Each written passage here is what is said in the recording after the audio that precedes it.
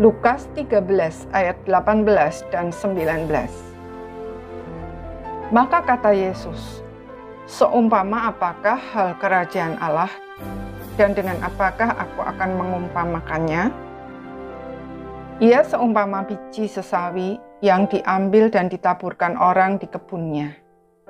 Biji itu tumbuh dan menjadi pohon, dan burung-burung di udara bersarang pada cabang-cabangnya. Biji sesawi adalah salah satu perumpamaan yang dipakai Tuhan Yesus untuk menggambarkan kerajaan Allah. Sesawi yang dimaksud adalah sejenis tanaman yang bisa tumbuh sebesar pohon dan biasanya dipakai burung-burung sebagai tempat untuk membuat sarang. Pohon tersebut berasal dari biji yang sangat kecil, bahkan yang paling kecil di antara semua biji.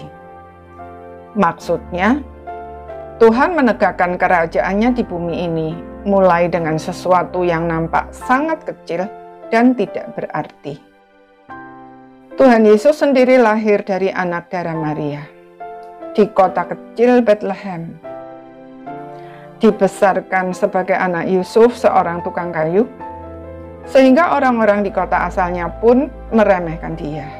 Dan dengan kecewa mereka berkata, bukankah ia ini anak tukang kayu? Bukankah ibunya bernama Maria dan saudara-saudaranya Yakobus, Yusuf, Simon, dan Yudas? Dan bukankah saudara-saudaranya perempuan semuanya ada bersama kita? Jadi, dari mana diperolehnya semua itu?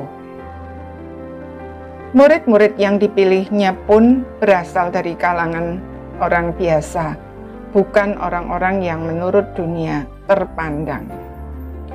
Jumlahnya hanya 12 orang. Awal pelayanannya pun tidak dilakukan dengan gebrakan besar-besaran, bahkan nampaknya berakhir dengan kegagalan di kayu salib. Namun apa yang nampak sederhana itu telah berkembang menjadi sebuah gerakan yang sangat besar dan meliputi seluruh penjuru dunia selama berabad-abad. Walaupun sering didera dengan berbagai masalah, baik dari luar maupun dari dalam, kerajaan Allah terus berkembang dan baru akan mencapai puncaknya ketika Tuhan Yesus datang kembali.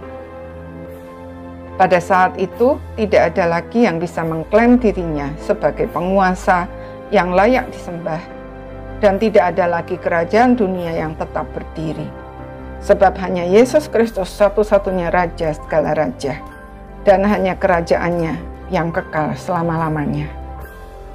Dia memberikan kesempatan kepada semua orang untuk berbagian di dalam kerajaan Allah melalui iman kepada Yesus Kristus, Sang Raja segala raja dan Juru Selamat dunia. Namun kesempatan itu hanya ada selama kita masih bernafas. Karena itu, jangan tunda untuk memastikan bahwa kita sudah berbagian di dalamnya. Segeralah percaya dan menerima Kristus sebagai Tuhan dan Juru Selamat secara pribadi sekarang juga.